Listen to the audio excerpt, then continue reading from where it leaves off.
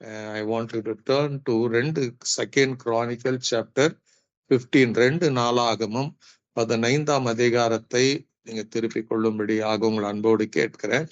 அங்கே there is a word from the prophet. ஒரு தீர்க்கதரிசி இந்த வார்த்தையை சொல்லுகிறத நாம் இந்த இடத்துல பார்க்கலாம். When there was a commotion or ஏதோ ஒரு இல்லாம இருக்கிற ஒரு சூழ்நிலையில யூத மக்கள் இருக்கிறாங்க, யூத தேசம் இருக்கிறது, ஆசாவுடைய நாட்கள் அது இருக்கிறது. அப்போ கர்த்தருடைய தீர்க்கதரிசி ஒரு இடைப்பட்டு இந்த வார்த்தை சொல்லுகிறான். என்ன சொல்றான்? நீங்களோ உங்கள் கைகளை நெகிழ விடாமல் திடன் கொள்ளுங்கள், உங்கள் கிரியைகளுக்கு பலன் உண்டு என்றான். This is the promise of God. யாருக்கு? யூத மக்களுக்கு. ஏன்னா இந்த 3ஆம் வசனத்துல பாத்தீங்கன்னா, அந்த 1ஆம் வசனம் 2ஆம் வசனத்துல படிக்கும் போது அங்க அந்த தீர்க்கதரிசி ஆசா ராஜாவை பார்த்து சொல்லுவான், நீங்க தேவனோடு இருந்தா, கர்த்தரோடு இருந்தார், உங்களோடு இருப்பார், நீங்கள் அவரை தேடினார், அவர் உங்களுக்கு வெளிப்படுவார், அவர் விட்டீராகில் அவர் உங்களை விட்டு விடுவார் என்ற ஒரு எச்சரிப்போட ஒரு தீர்க்க தரிசனத்தை அவர் சொல்லுவார். அடுத்து பாத்தீங்கன்னா, இது பிரச்சனை என்னன்னு பாத்தீங்கன்னா, இஸ்ரவேலில் அநேக நாளாய் மெய்யான தேவனும் இல்லை, உபதேசிக்கிற ஆசாரியனும் இல்லை, வேதமும் இல்லை. The church has come to a place, இன்னைக்கு இருக்கிறது போல அனலும் இல்லாம, குளிரும் இல்லாம, சத்தியம் இல்லாம, ஒரு நம்பிக்கையற்ற ஒரு சூழ்நிலைக்கு தள்ளப்பட்டு இருக்கிறாங்க. அக்காலத்துல 5ஆம் வசனம், அக்காலத்துல வெளியே போகிறவர்களுக்குள்ளே உள்ளே வருகிறவர்களுக்கும் சமாதானம் இல்லை, தேசத்தின் குடிகள் எல்லாருக்குள்ள மகா அமளி உண்டாயிருந்தது. Amen. There was a commotion in the whole country. தேசம் முழுக்க ஒரு பிரச்சனை இருந்தது, சமாதானம் இல்லை, போராட்டம் மிக்க ஒரு வாழ்க்கை.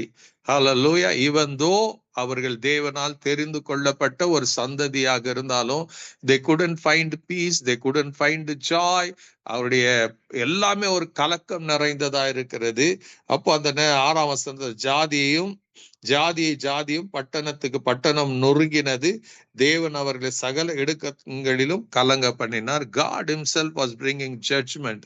அந்த நேரத்துலதான் ஒரு உற்சாகப்படுத்துகிற ஒரு வார்த்தை வருது. இன்ஸ்பைட் ஆஃப் ஆல் திஸ், பல காரியங்களை நீங்க பார்த்து கொண்டு இருப்பீங்க, பல காரியங்கள் நடந்து கொண்டு, சமாதானம் இல்லாம இருக்கும், போராடி கொண்டு இருப்பீங்க, இதெல்லாம் இருக்கும்.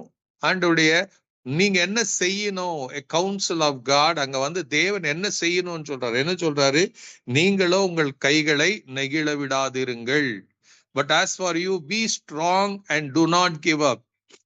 Be strong and do not give up. நீங்களோ உங்க கைகளை நெகிழ விடாமல் திடன் கொள்ளுங்கள், உங்கள் கிரியைகளுக்கு பலன் உண்டு என்றான். Hallelujah. This is the word. இந்த இரவுல உங்களுக்கு எனக்கும் கர்த்தர் சொல்லுகிற ஒரு வார்த்தை. If you are living in the ஒரு போராட்டமான வாழ்க்கையில, amen, நீங்க இருப்பீங்கன்னா, கலக்கம் நிறைந்த ஒரு சூழ்நிலையில இருப்பீங்கன்னா, யூ டோன்ட் ஃபைண்ட், உங்க நீங்க விரும்புகிற காரியங்கள் நடக்காம இருக்கலாம், சில காரியம் தள்ளி போய் கொண்டு இருக்கலாம். யூ ஃபீல் எம்டி, உங்களுக்குள்ள ஒரு வெறுமையும் ஒரு வாய்ட்னஸ் பார்க்கலாம், உங்க ஜெபத்துல திருப்தி இல்லாம இருக்கலாம். யூ வாண்ட் டு அநேக நேரத்துல அந்த கிவ் அப் பண்ணக்கூடிய ஒரு இடத்துல இருக்கலாம். போதும், இனி கர்த்தர் ஒன்னும் செய்ய மாட்டாரு, நான் ஜெபிக்கிறதுல பலன் இல்லை, நான் இன்னும் போராடுறதுல பலன் இல்லை, நான் விசுவாசிக்கிறதுல எந்த பிரயோஜனம் இல்லைங்கிற ஒரு எண்ணத்துக்கு நீங்க தள்ளப்பட்டிருப்பீங்கன்னா, உங்களுக்கு தான் இந்த வார்த்தை. Don't give up, for your work will be rewarded. Don't give up, but as for you, be strong and don't give up. இல்ல இன்னொரு விதத்துல சொல்லணும்னா, force yourself. உங்களை நீங்கள் என்ன பண்ணுங்க? திணித்து கொள்ளுங்க. ஜஸ்ட் இன்னும் கொஞ்சம். ஹல்லேலூயா. இன்னும் கொஞ்சம் தான். இந்த சில நேரத்துல இந்த நீங்க எங்கடா வெளியே போகும்போது வரும்போது, இன்னைக்கு இருக்கிற டெக்னாலஜில அதுக்கு முன்னாடி எல்லாம் பாத்தீங்கன்னா, ஏதோ ஒரு பாரமான காரியத்தை செய்யறாங்க, ஏதோ ஒரு பெரிய பைப்பை இழுக்கிறாங்கன்னா, அவங்க ஒருத்தர் உற்சாகப்படுத்தி கொள்ளுவாங்க. அவங்க ஏதோ ஒரு சத்தத்தை தொனிக்க பண்ணுவாங்க. அந்த சத்தத்தை ஒருத்தர் சொல்லும் போது எல்லாம் கேட்டு அந்த சத்தத்தை ரிப்பீட் பண்ணி அந்த பாரமானதை அப்படியே முன்னாடி இழுத்து கொண்டு போவாங்க. இல்ல ஒரு பள்ளத்துல இறக்குவாங்க. அது என்ன ஆகும்னா, அவங்களுக்கு முடியாதுன்னு தெரியும், பலவீனம்னு தெரியும், நமக்கு இது சக்தி இல்லைன்னு தெரியும், ஆனாலும் somebody will give அவங்களுக்கு என்ன பண்ணுவாங்க, ஒரு உற்சாகத்தை கொடுப்பாங்க, ஒரு வார்த்தையை கொடுப்பாங்க. அது அவங்களை இன்னும் முன்னே கொண்டு போகும். அவங்க அதாவது அவங்களால முடியாதுன்னு நினைக்கிற நேரத்துல ஒரு உற்சாகத்தின் வார்த்தை வரும். அந்த வார்த்தை கேட்டு முடியாததை அவர்கள் முடித்து கொள்ள முடியக்கூடிய ஒரு சூழ்நிலை உருவாகி இருக்கிறத நீங்க பார்த்திருக்கலாம். சோ அதேதான் இன்னைக்கு கர்த்தர் சொல்றாரு. If you have given up on God, உங்க ஜெபத்துல விட்டு இருப்பீங்கன்னா, உங்க விசுவாசத்துல நீங்க சோர்ந்து போயிருப்பீங்கன்னா, உங்க நம்பிக்கையில கொஞ்சம் பின்வாங்கி போயிருப்பீங்கன்னா, ஆண்டவர் என்ன சொல்றாரு, ஹல்லேலூயா, கொஞ்சம் don't give up, still கொஞ்சம் முயற்சி எடுங்க, கொஞ்சம் விட்டுறாதீங்க. ஏன்னா உங்க கிரியைக்கு பலன், there is a reward awaiting for you. உங்க ஜெபத்துக்கான பதிலோ ஏதோ ஒரு காரியம் உங்க நடக்க அது அங்க ஆயத்தமாய் கொண்டு இருக்கிறது. இந்த நேரத்துல நீங்க சோர்ந்து போவீங்கன்னா அந்த ஒரு மகிமையான காரியத்தை நீங்க பெற்றுக்கொள்ள முடியாதுன்னு the Lord is ஆண்டவருடைய வசனம் சொல்லி கொண்டு இருக்கிறது. அதே தான் நீங்க 1 கொரிந்தியர் 9ஆம் அதிகாரத்துல நீங்க படிப்பீங்கன்னா அங்க சொல்ல 24, 25 வசனத்துல, பந்தய சாலையில் ஓடுகிறவன் எல்லாரும் ஓடுவார்கள், ஆகிலும் ஒருவனே பந்தயத்தை பெறுவான் என்று அறியீர்களா? நீங்கள் பெற்று கொள்ளத்தக்கதாக ஓடுங்கள். ஹல்லேலூயா. நீங்க பெற்றுக்கொள்ளத்தக்கதாக ஓடுங்கள். பாதி வழியில நீங்க ஓடி நின்னு போயிட்டீங்கன்னா there is nothing for you. யாரோ ஒருத்தர் தான் ஜெயிக்க முடியும். But when you run that you will get that. அந்த ஜெயிக்க முடியும், ஜெயிப்பீங்கிற அந்த நம்பிக்கையோட ஓடுங்க, நீங்க ஜெயிக்க முடியும் என்பதுதான் இங்க சுட்டி சொல்லப்படுகிறது. ஹல்லேலூயா. நீங்க இன்னொரு வசனத்தை கூட வாசி பாருங்க. எபிரேயர் 10ஆம் அதிகாரத்துல நீங்க வாசிச்சீங்கன்னா 35, 36ஆம் வசனத்துல வாசிக்கும் போது அங்க சொல்லும், ஆகையால் மிகுந்த பலனுக்கு ஏதுவான உங்கள் தைரியத்தை விட்டு விடாதிருங்கள், நீங்கள் தேவனுடைய சித்தத்தின்படி செய்து வாக்குத்தத்தம் பண்ணப்பட்டதை பெறும்படிக்கு பொறுமை உங்களுக்கு வேண்டியதா இருக்கிறது. ஆமென். Hallelujah. God is awaiting. அந்த finish lineல கர்த்தர் இருக்கிறாரு. அந்த ஓட்டத்தின் முடிவுல கர்த்தர் இருக்கிறாரு. உங்க ஜெபத்தின் அந்த முடிவுல கர்த்தர் இருக்கிறாரு. ஆமென். உங்க விசுவாசத்தின் அந்த கடைசி கோட்டுல கர்த்தர் உங்களுக்கு வேண்டி அந்த ரிவார்டோடு காத்து இருக்கிறாரு. அது பெறுவதற்கு முன்பாக குவிட் பண்ணிராதீங்க. உங்க ஜெபத்தை விட்டுறாதீங்க, உங்க விசுவாசத்தை விட்டுறாதீங்க. Hold on. இந்த இரவுல கர்த்தர் உங்களை பார்த்து ஹோல்ட் ஆன். ஆமென். அதுதான் நீங்க ஆண்டவராகிய இயேசு கிறிஸ்து அழகா லூக்கா எழுதின சுவிசேஷம் 18ஆம் அதிகாரத்துல அவர் சொல்லுவாரு என்னன்னு, சோர்ந்து போகாமல் ஜெபிக்கிற ஒரு ஓமை சொல்லுவாரு. ஆமென். இட் வாஸ் அந்த நாட்கள் அவர் சொல்லியிருந்தாங்க, it is prevalent for us. இன்னைக்கு இருக்கிற நமக்கு, இன்னைக்கு அநேகர் எப்படி இருக்கிறோம்னா, ஆமென், லிட்டரலி நீங்க உங்க மனசாட்சி உங்க இருதயத்துல கையை வச்சு யோசித்து பார்த்து சொல்லுங்க. You encounter so many things. உங்க வாழ்க்கையில அநேக காரியங்களை நீங்க சந்திக்க வேண்டியதா இருக்கிறது. எனக்கு தெரிஞ்ச ஒரு அன்பு குடும்பம் இருக்கிறது. அவருடைய மகளுக்கு கிட்டத்தட்ட இது 1.5 மாதங்களாக நிறைய அவங்க வீட்டுல பல போராட்டம். திடீரென்று அவங்களுக்குள்ள ஒரு பிரச்சனை, திடீரென்று மனசோர்வு, மன அழுத்தம் வந்தது. என்ன பண்றதுன்னு தெரியாது, பயம் ஒரு பக்கம். இந்த மாதிரி நிறைய காரியங்கள் அட் a டைம் அட்டாக் ஆகும் போது அவங்க செய்த ஒரே ஒரு காரியம், they kept on looking unto God, they kept on praying to God. தேவனிடத்துல ஜெபித்தாங்க. தேவனிடத்துல just one thing, they kept on praying. ஆமென். இன்னைக்கு பாத்தீங்கன்னா காலையில அவங்க சொல்லும் போது சொன்னாங்க, கர்த்தர் சூழ்நிலையை மாற்றி இருக்கிறார். ஆமென். 1.5 மாதங்களாக வேலைக்கு போக முடியாதவர்கள் இன்னைக்கு they have renew பண்ண கர்த்தர் ஒரு மாற்றத்தை கொண்டு வந்திருக்கிறாரு. ஹல்லேலூயா. அதுதாங்க கர்த்தருடைய செயல். Don't give up. அவங்க ஒரு நாள் ஜெபம் பண்ணி விட்டுட்டு இருந்தா முடிஞ்சிருக்கும். they were pursuing ஃபால் ஒரு வைராக்கியத்தோட, ஆண்டவரே நீங்க செய்யணும், கர்த்தாவே நீங்க செய்யணும்னு 1.5 மாத காலங்கள் அவங்களுடைய போராட்டம். ஆமென். இன்னைக்கு ஒரு அற்புதமாய் மாறி இருக்கிறது. அதேதான் இன்னைக்கு நமக்கு இந்த லூக்கா 18 ஆண்டவர் அதான் சொல்றார், சோர்ந்து போகாமல். என்ன சொல்றாருங்க ஆண்டவராகிய இயேசு கிறிஸ்து அந்த ஓமையை சொல்லுவார். ஆமென். ஹல்லேலூயா. சோர்ந்து போகாமல் எப்பொழுதும் ஜெபம் பண்ண வேண்டும். ஆமென். ஏதோ ஒரு கவுன்சில் கிடையாது, ஒரு ஐடியா கிடையாது. It's a command from God. சோறு அப்ப இயேசு என்ன சொல்றார், சோர்வுங்கிறது வந்தே வரும். இந்த ஜெபத்தை குயிட் பண்ணிடலாங்கிற எண்ணம் வரும். உங்க வாழ்க்கையில நினைச்ச காரியங்கள் நினைத்த நேரத்துல நடக்காத போது யூ லைக் டு இதை விட்டுறலாம், இது தேவையில்லை, வில் ட்ரை another வேன்ற கூடிய எண்ணங்கள் வரும். Let us try some other way என்ற எண்ணம் வரும். அந்த நேரத்துல கர்த்தருடைய வார்த்தை என்ன சொல்லுதுங்க? Keep praying, push on, push on. பாரத்தை சுமையை இறக்கிறாதீங்க. இன்னும் ஒரு சில அடிகள் தான், இன்னும் ஒரு சில கொஞ்சம் தூரம் தான், அது வரைக்கும் அந்த சுமையை இறக்கிறாதீங்க. அதான் ஆண்டவர் சொல்றாரு, சோர்ந்து போகாமல் எப்பொழுதும் ஜெபம் பண்ண வேண்டும். ஆமென்.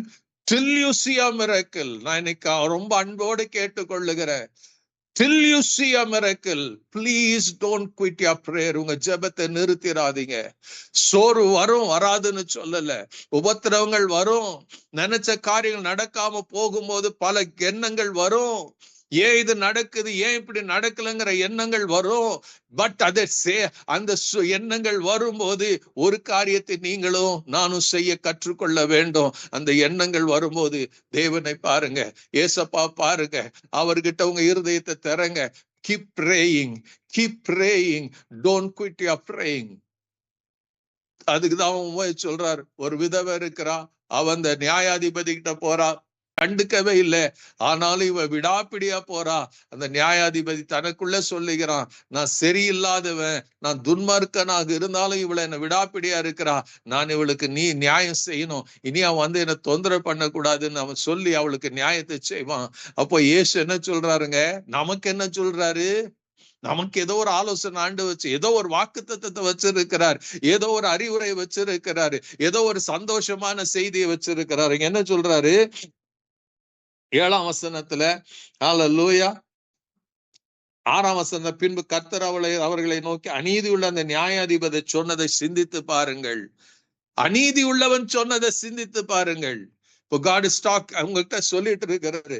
அந்தபடியே தேவன், ஓ மை காட், அந்தபடியே தேவன் தம்மை நோக்கி இரவும் பகலும் கூப்பிடுகிறவர்களாகிய தம்மால் தெரிந்து கொள்ளப்பட்டவர்கள் விஷயத்தில் நீடிய பொறுமையா உள்ளவராயிருந்து அவர்களுக்கு நியாயம் செய்யாமல் இருப்பாரோ? நியாயம் செய்யாமல் இருப்பாரோ? உங்க ஜெபத்துக்கு பதில் கொடுக்காமல் இருப்பாரோ? உங்க கண்ணீரை மாற்றாமல் அவர் இருப்பாரோ?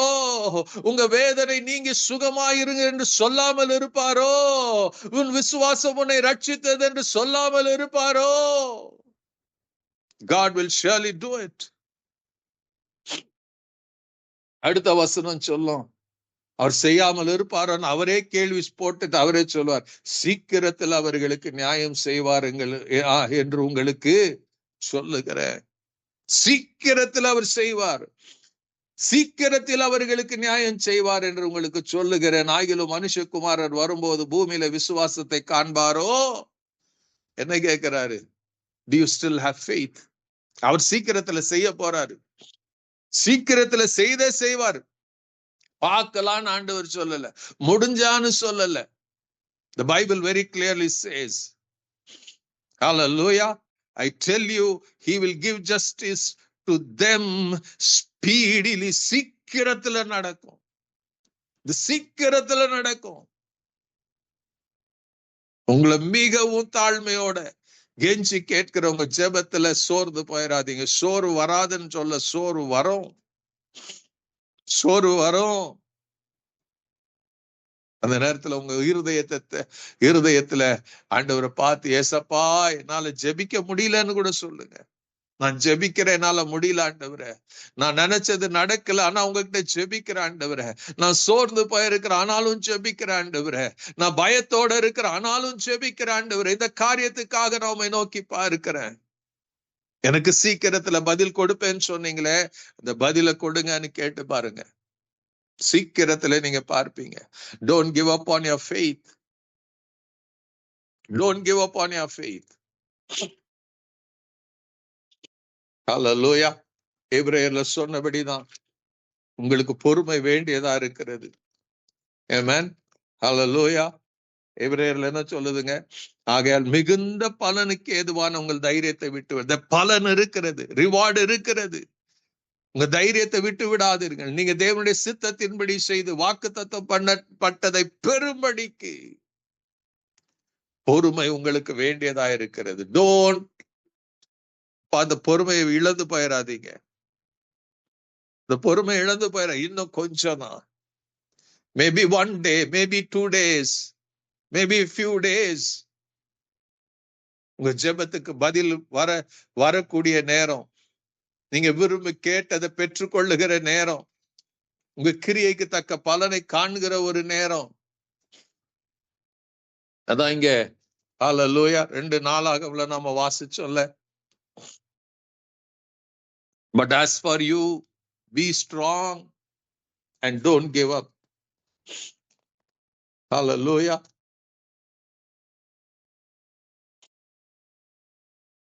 Be strong and don't give up.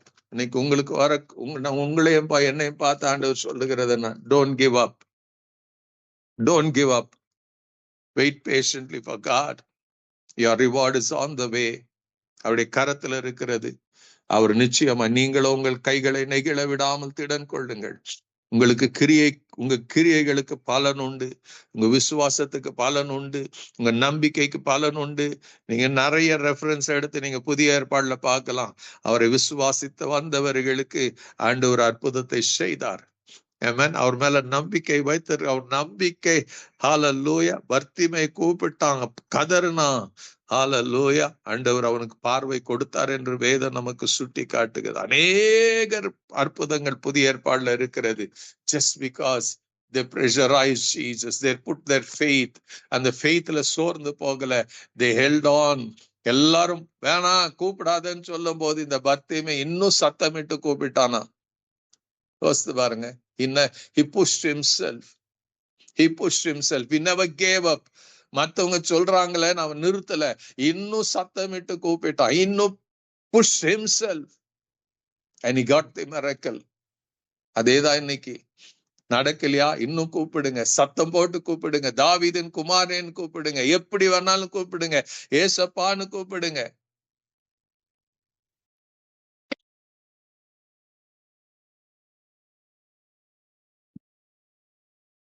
God will never miss you. 100% 100% சொல்ல முடியும். God is not உங்களை ஓவர் சீ பண்ணிட்டு போக போறதில்ல, உங்களை ஒதுக்கிட்டு போக போறதில்ல. பர்த்திமையை கூப்பிட்டு அவனுக்கு அற்புதம் செய்தது போல உங்களையும் கூப்பிட்டு அற்புதத்தை செய்வார். May God bless you. God be with you.